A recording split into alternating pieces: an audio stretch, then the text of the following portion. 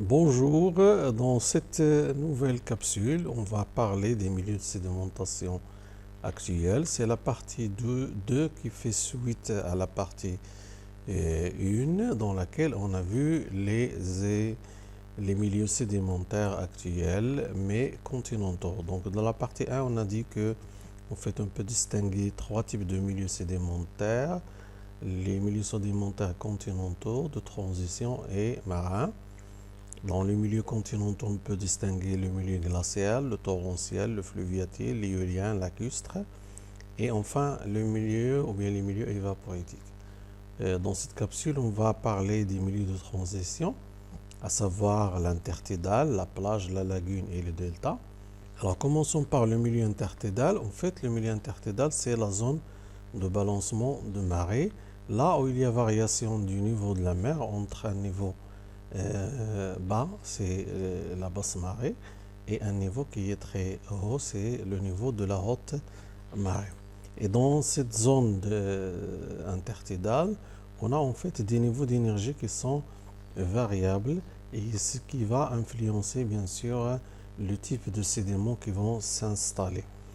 Et bien sûr, il y a l'influence d'une part marine et l'influence continentale. En général, on a des éléments de grande taille tels que les galets qui s'installent dans la limite haute de la marée, puis suivis par des sables entre la marée basse et la marée haute. Et enfin, vers les milieux où il y a moins d'énergie, on a des sédiments sous forme de vase. Sur la plage, en fait, la plage elle peut être définie comme une zone d'accumulation des sables. C'est une zone où les sables qui sont transportés par les fleuves vont être dispersés par les vagues et les vents sur de grandes étendues qu'on appelle bien sûr les plages. Et la plage, il peut perdre également le sable sous l'action de l'eau et du vent. Et bien sûr, ce sont ces deux agents qui influencent bien sûr la sédimentation au niveau des plages. Et l'autre type de milieu de sédimentaire, bien sûr, de transition, c'est la lagune. Ici, nous avons une vue aérienne de la lagune de l'Oualidia. Nous avons ici l'Atlantique. Ici, nous avons la lagune. Bien sûr, elle est isolée de l'Atlantique par une barrière, généralement constituée par du sable fin, mais il peut communiquer avec la mer par donc une ouverture qui permet à l'eau d'entrer et de s'accumuler dans la lagune et lui permet également de sortir. Et bien sûr, ça c'est une carte de toute la lagune de l'Oualidia. On voit bien qu'il s'étend vers le nord, vers El Jadida. C'est une lagune qui se trouve entre El Jadida au nord et Safi au sud. Et vers la fin, on voit bien ici que l'activité humaine, bien sûr, exploite cette lagune pour extraire du sel grâce à des salines. Bien sûr, un autre type ou bien un autre type de lagune, c'est la lagune de Marchika au nord du Maroc, dans la région de Nador. C'est le même schéma, on a une accumulation d'eau, puis une barrière qui la sépare de l'influence marine, mais qui lui permet de communiquer à travers une ouverture. Bien sûr, ici, la profondeur, c'est une profondeur qui est très de l'ordre de 4 mètres, 5 mètres, et ça permet bien sûr la sédimentation des évaporites, des calcaires, certains faciès sableux et également parfois argileux. L'autre type de zone de transition, ce sont les embouchures des fleuves au niveau de la mer. Et on distingue en fait deux types.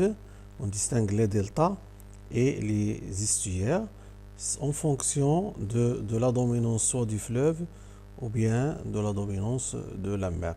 Alors lorsque c'est le fleuve qui domine donc la mer, on assiste à une avancée des sédiments du fleuve dans le domaine marin. Ça donne un delta. Par contre, si c'est la mer qui domine sur l'action du fleuve, ça va nous donner un estuaire. Ici, nous avons un schéma ou bien une photo aérienne du delta du Nil. Et ici, nous avons le schéma ou bien la photo aérienne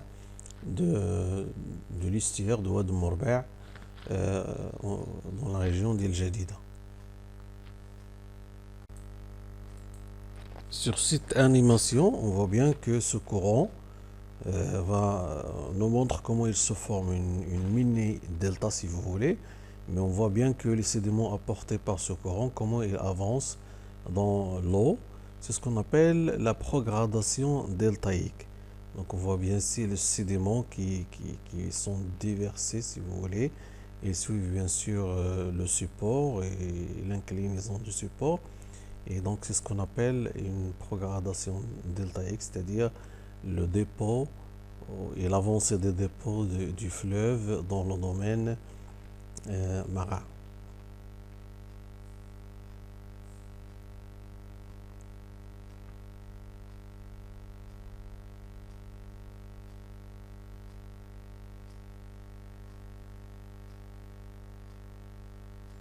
Alors, sur ce schéma, bien sûr, on a ici le sens du courant. On a les couches de sable qui s'installent. Alors, déjà des couches déposées. Et on va voir comment les nouvelles couches vont se placer. On voit bien une nouvelle couche qui se place devant la première.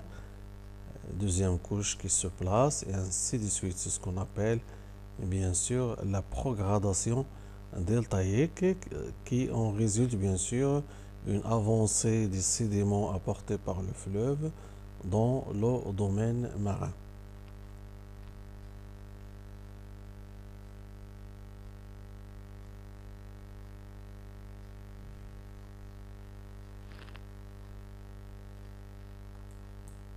Alors, comme résultat, c'est que généralement, on a des couches de cette manière, mais qu'il y a une succession, bien sûr, granulométrique dans le sens horizontal. On retrouve toujours vers la mer, on retrouve les argiles, suivies par des siltes prodeltaïques, suivies vers le haut, on va trouver surtout des sables qu'on appelle les sables francs deltaïques. Et sur cela, je vous laisse jusqu'à une prochaine capsule.